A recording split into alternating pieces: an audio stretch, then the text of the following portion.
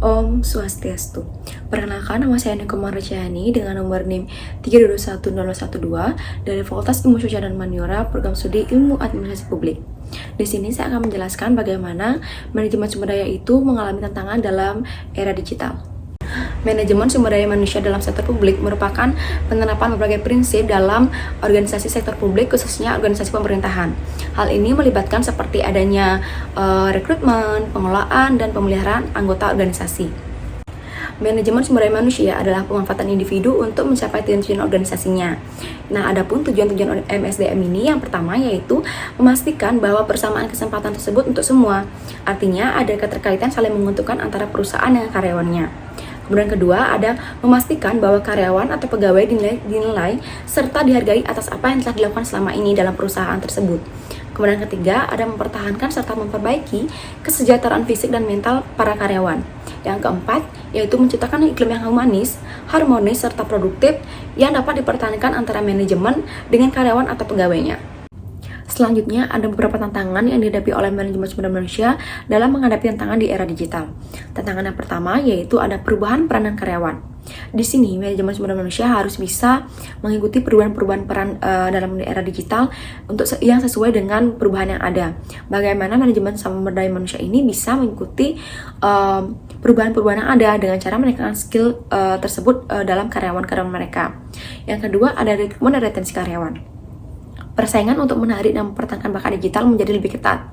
Manajemen sumber daya manusia ini harus mengembangkan strategi rekrutmen yang efektif dan program retensi karyawan yang menarik untuk mencegah kehilangan karyawan yang berbakat. Yang ketiga, ada keseimbangan antara efisiensi dan keamanan data. Penggunaan teknologi dalam manajemen sumber daya manusia meningkatkan efisiensi, tetapi juga menimbulkan kekhawatiran dalam keamanan data. Manajemen sumber daya manusia ini harus memastikan bahwa sistem dan proses mereka memenuhi standar keamanan untuk mencegah terjadinya kehilangan data atau kecerobohan data tersebut. Yang keempat, ada perubahan budaya organisasi.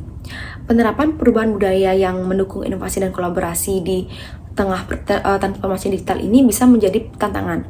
Manajemen sumber daya manusia harus menjadi agen perubahan yang efektif dan memastikan bahwa nilai organisasi tersebut sejalan dengan tuntutan di era digital.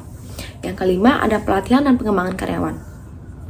Meningkatkan skill karyawan untuk memanfaatkan teknologi baru dalam menghadapi tantangan di era digital, tuntutan pekerjaan menjadi prioritas.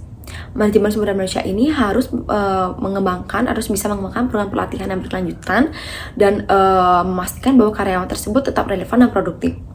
Yang keenam, ada keterlibatan karyawan. Bagaimana di sini bisa menjaga keterlibatan dan motivasi karyawan dalam lingkungan kerja. Manajemen sumber manusia ini perlu mengembangkan strategi keterlibatan karyawan yang inovatif dan mengakomodasi gaya kerja yang beragam. Yang ketujuh, ada kebijakan dan kepatuhan.